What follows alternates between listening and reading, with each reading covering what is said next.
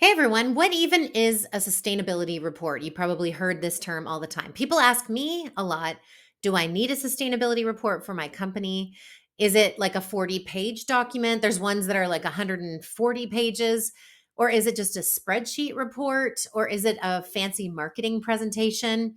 The honest answer is a sustainability report can be any of those things that we mentioned, as long as it answers the questions that maybe your large customer is asking or a government body is asking you. So, yeah, it can totally be a PDF. It could just be a Word document. It can be an Excel file or a Google Sheet. It could even be a portal submission. So, not something that you put together just answering questions. It could be inside a rating platform like EcoVadis, for example, or it could even be in a customer SAQ, which is a sustainability assessment questionnaire. So it's really not about the format, but it's about what the content is inside. So sustainability report answers questions. The format, it differs. So thanks for choosing this video. My name is Lindsay Hampson. I'm the president of This Rock Inc. We're a sustainability consulting firm that helps companies all over the world figure out sustainability ratings, data, policies, and even sustainability reports. So stay with me for a couple minutes. I'm going to explain what I've learned working with lots of clients before about what should go inside a sustainability report.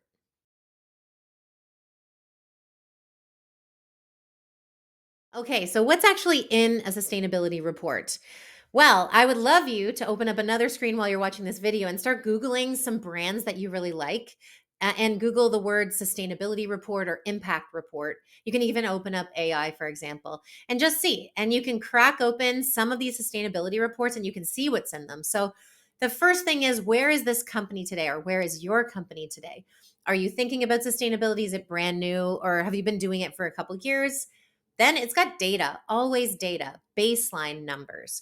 So the very first year a company started counting its energy consumption or water consumption, that's their baseline data for that year. Then it's got some year over year progress. That would be great. Of course, the first year a company starts doing a sustainability report, they're not going to have multiple years of this kind of data. And then the last thing is it's got a direction. We want to do better. We want to get better. We want to get more certifications. We want to train our staff. We care. We want to do more things, right? So it's got targets, some kind of a North Star. And it's not just across the environment. You can imagine it's across everything that's sustainability related. If you've seen these videos before, you know it's not just environment, but it includes labor and human rights, ethics, and even sustainable procurement or your own suppliers. So that's typically what's actually in this thing. All right, let's talk about data. This is where people freeze. It really does happen. This is when companies, if they haven't done sustainability before or they're kind of new to it, this is when they think we're overwhelmed with getting this data together. But really, it's honestly just organizing the things you already pay for or track. So let's start at the environment. So you need things like energy data, and typically this is in kilowatt hours, and it would be by month and by location. So how do you go get that? Yeah, it's utility bills. The next is natural gas and propane. It could be fuel for vehicles. Sometimes this is diesel, depends. Then we also would look at water. You know, if you're paying water bills to the city, then let's get your water bills and figure out how many gallons, for example, of water you used last year by month. What about waste? How heavy was it? Do you have like a 4 liter bin that you get picked up every week, or an 8 yard bin that you get picked up every week? What about recycling? Do you do that too? So get a bunch of that data, then you can calculate scope 1 and scope 2 greenhouse gas emissions based on some of the data above, applying an emissions factor. That's a little complicated for this video, but that is how we would calculate scope 1 and scope 2. Scope 3 greenhouse gas emissions are everything upstream, everything downstream from your business. So you can imagine it's employee traveling, business travel. It could be purchase goods and services, any of your capital assets. If you're a franchise, think about all the other emissions that you would have as a company that aren't energy, natural gas, or company owned vehicles. So this is not storytelling. It's not that sexy either. It's just literally data. You can imagine a beautiful spreadsheet that you would start to put all this in by month, by year, by type. And this report would really only be data. It would only have very few words in this section of the report. Still in the data theme, we'd move on to labor and human rights because they're part of sustainability. So we would talk about things like number of injuries in your employee base, for example, or maybe you have some temp staff, for example. Any lost time or lost days due to injuries, any fatalities. This even is relevant for service based companies. So maybe you're not manufacturing, you don't have a big warehouse or production facility. But yeah, you'd want to know if people had cases of, let's say, stress, anxiety, had to take time off, or maybe even just the ergonomics of the way they work. Maybe they got a back injury. So this really does pertain to every type of business. What about the percent trained in health and safety or ergonomics? The percent of employees receiving health benefits, that would be one. Maybe the gender breakdown or minority or vulnerable group breakdown. You don't have to set targets in this, but it's good to know your mix. And harassment cases, discrimination cases, and so on. So again, this data would be baselines, current performance, targets, and a simple structure. Again, you can imagine a bit of a table. Ethics and IT security would be the next part. Again, talking about data. This section often gets forgotten because people go right to environment and then sometimes they add, oh, I guess the people, planet and people. So then they add data about people. But we should also talk about corruption, fraud, money laundering, these kind of things. And also the data security of your own employees, your customer data, and so on. So do you take responsibility for this data? Because it is involved definitely in ethics. So a section might be, do you have any training for this stuff? Have you had any incidents of corruption or like a big severe IT incident or breach?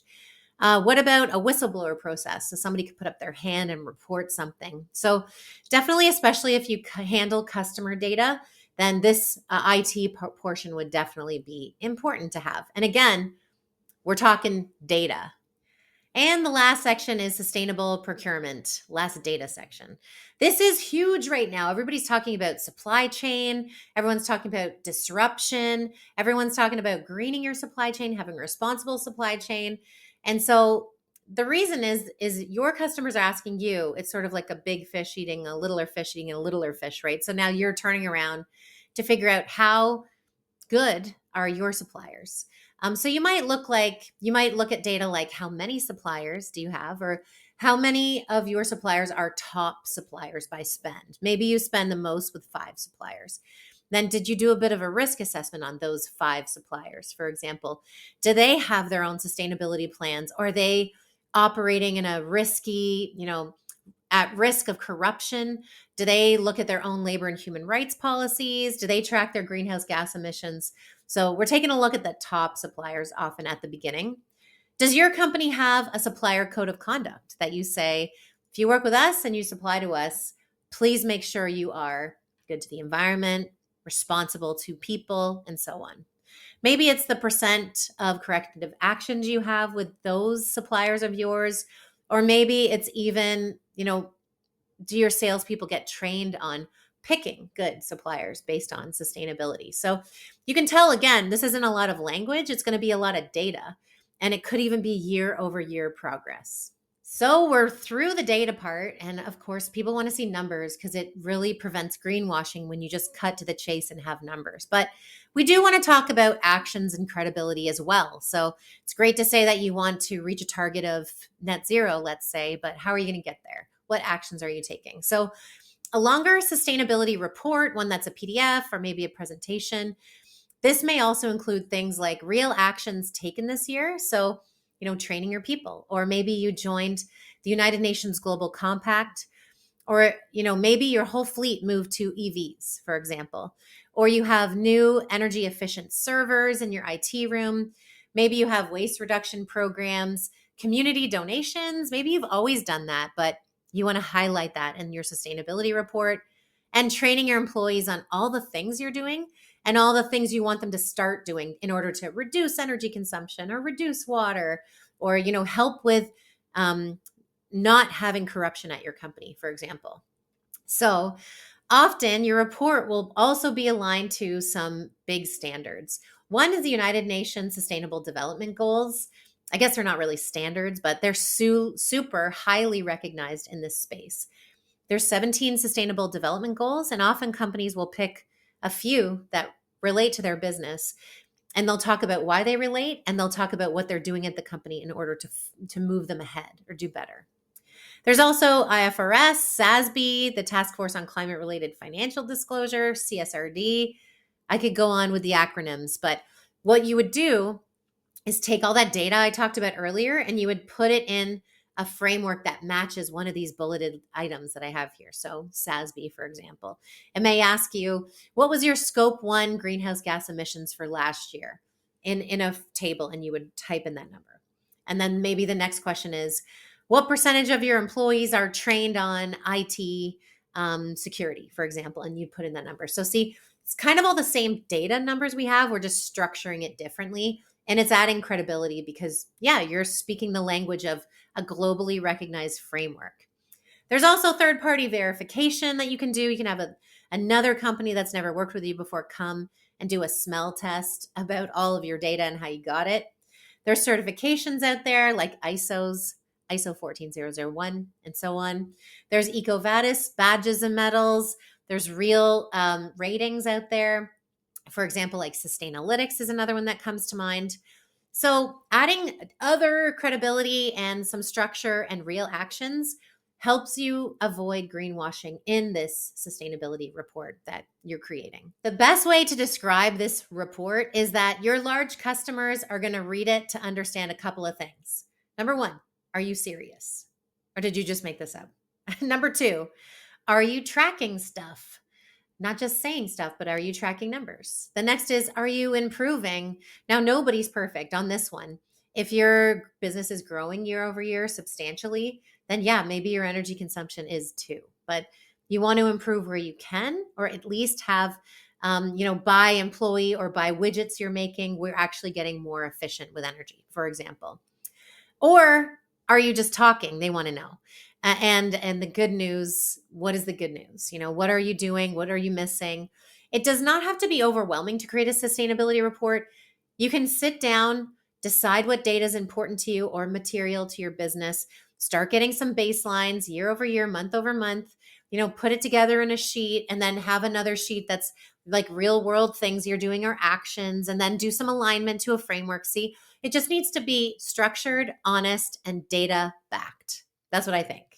So a sustainability report describes what your business does today, where it stands numerically, and what it plans to do to improve next. All right, I hope this video was helpful to you. If you've heard that you need a sustainability report or somebody's asking for it during the sales cycle, then now you know what it is. Going about making it is the next step. I gave you some tips about doing that in the video. If you ever want to reach out to me, I'm a real person, and you can reach out to This Rock and find us, leave a contact, or we can just book a 15-minute call and talk it through. And we'd love to help you or just support you through the process.